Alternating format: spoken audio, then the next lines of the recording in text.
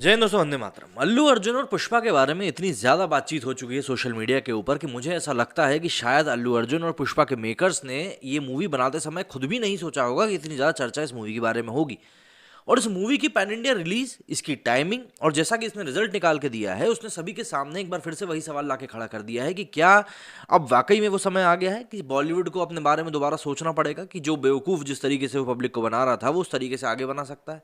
इस तरह के कई सारे सवाल हैं जो इस समय मतलब जो भी फिल्म मेकर्स हैं, चाहे वो बॉलीवुड के हों, साउथ इंडियन सिनेमा के हों, सभी के दिमाग में घूम रहे हैं, क्योंकि सभी को अब एक ऐसा मार्केट दिख रहा है जिस मार्केट को नए सिरे से पेनिट्रेट किया जा सकता है। ये सब कब शुरू हुआ थे हम सभी जानते हैं।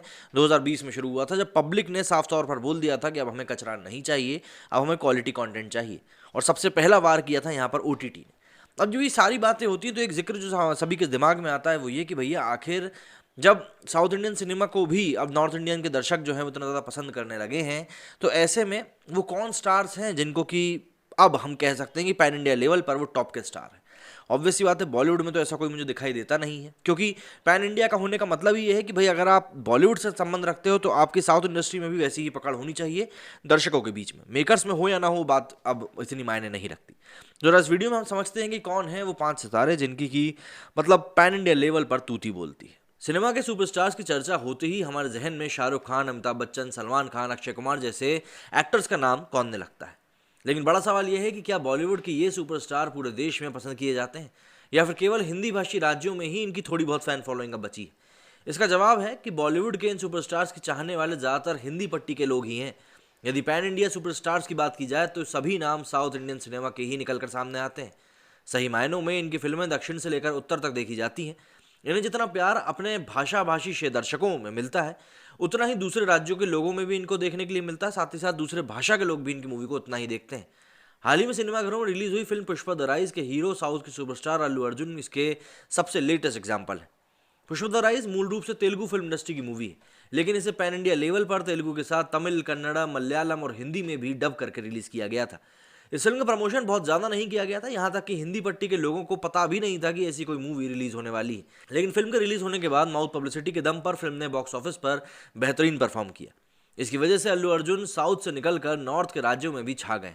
हर तरफ उनकी दमदार अदाकारी और संवाद अदायगी की चर्चा हो रही है, यहाँ तक कि बॉलीवुड के स्टार्स भी उनके फैन हो गए हैं।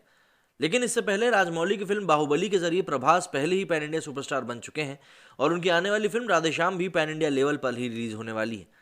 बताते चलें कि पैन का अर्थ होता है प्रेजेंस अक्रॉस नेशन, मतलब कि पैन इंडिया सुपरस्टार का मतलब हुआ जब कोई कलाकार भारत की कई फिल्म इंडस्ट्री मसलन कि कॉलीवुड, टॉलीवुड, मॉलीवुड और बॉलीवुड में एक साथ काम कर रहा हो, या उनकी फिल्में एक साथ कई भाषाओं में रिलीज होती हों और देखी जा रही हों और पसंद की जा रही हों, तो उसे पैन इंडिया सुपरस्टार कहा जा सकता है। इस फहरिस्त में थलाइवा रजनीकांत से लेकर प्रभास तक का नाम शामिल है, जिन्हें पूरे देश में प्यार मिलता है। सबसे पहले नंबर पर तो रजनीकांत है, इनको कोई नहीं हिला सकता। सुपरस्टार रजनीकांत भारतीय सिनेमा इंडस्ट्री के पहले पैन इंडिया स्टार माने जाते हैं। कॉलीवुड से बॉलीवुड तक मशहूर थलाइवा की फिल्में तमिल, तेलुगु और हिंदी दर्शकों के बीच में खूब देखी जाती रही हैं। फिल्म जगत में 4 दशक के बाद भी उनका जादू कायम है। साल 1975 में फिल्म कथा संगम में डेब्यू करने वाले रजनी को उनके फैंस भगवान की तरह पूछते हैं। फिल्मों में आने से पहले उन्होंने अभिनय की शुरुआत कन्नड़ नाटकों से करी थी। इसमें उन्होंने दुर्योधन की भूमिका निभाई थी, जिससे बहुत पॉपुलर हुए थे। एक्टर ने 1973 में एक्टिंग में डिप्लोमा करने के लिए मद्रास फिल्म इंस्टीट्यूट में एडमिशन लिया था। इसके बाद उन्हें तमिल फिल्म में ब्रेक मिला था। उन्होंने पहली बार तमिल फिल्मों में एनिमेशन इंट्रोड्यूस किया था। राजा चाइना रोजा पहली फिल्म थी जिसमें एनिमेशन शामिल किया गया था। रजनीकांत को पूरे देश में सबसे महंगा एक्टर भी माना जाता है। उन्होंने साल 2020 में रिलीज हुई फिल्म दरबार के लिए 90 करोड़ रुपए की फीस ली थी। भारत सरकार रजनीकांत को कला क्षेत्र में योगदान के लिए पद्मश्री और पद्म भूषण जैसे सम्मान दे चुकी है। इस साल उनकी फिल्म चंद्रमुखी 2 रिलीज होने वाली है, और ऑब्वियस ही बात है कि चंद्रमुखी 1 जो इतनी ज़्यादा पॉपुलर हुई थी, चंद्रमुखी 2 भी कई रिकॉर्ड तोड़ेगी। दूसरे नंबर पर आते हैं धनुष।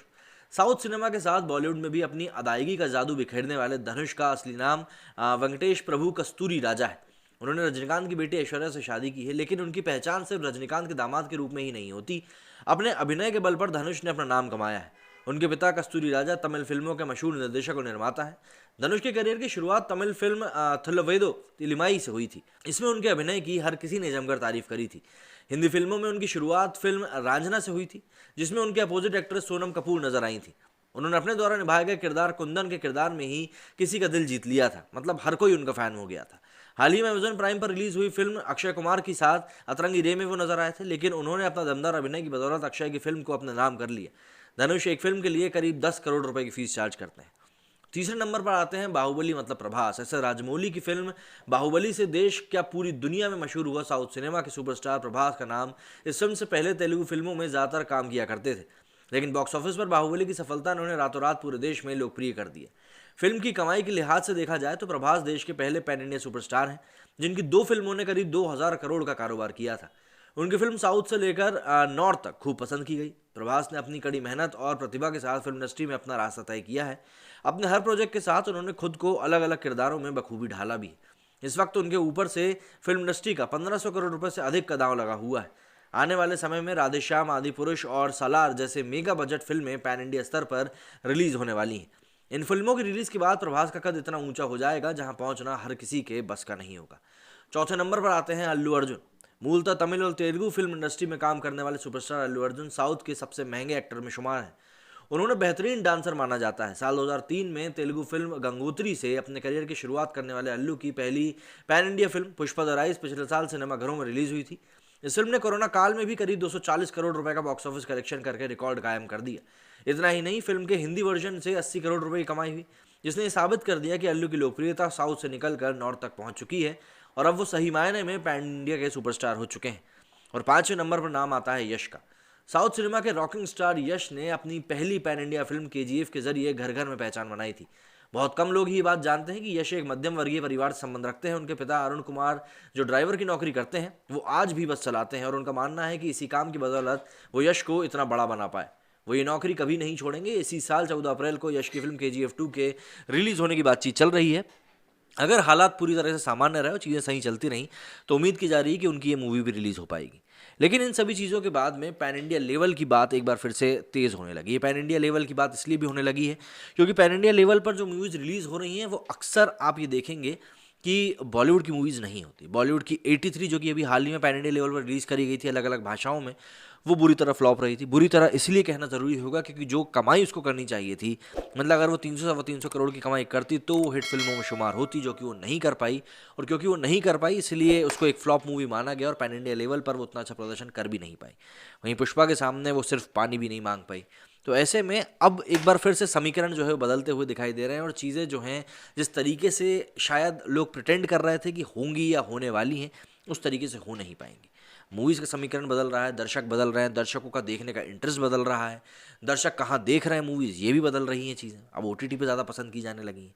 मतलब जैसे ही हिंदी में अमेजन प्राइम पे रिलीज़ हुई है मूवी ने, वहाँ पे भी धमाल मचा के रखा। तो ऐसे में अब इफ़ एंड बट वाले सिचुएशन पे से बादल जो है वो हटते जा रहे हैं धीरे धीरे ही सही, और चीज़ें खुलकर अब सामने आना शुरू हो चुकी है। मेरे स्टूडियो में फिलहाल इतना ही। यदि आप लोग कुछ कहना तो कमेंट सेक्शन आपके लिए खुला हुआ है। जय हिंद, जय भारत।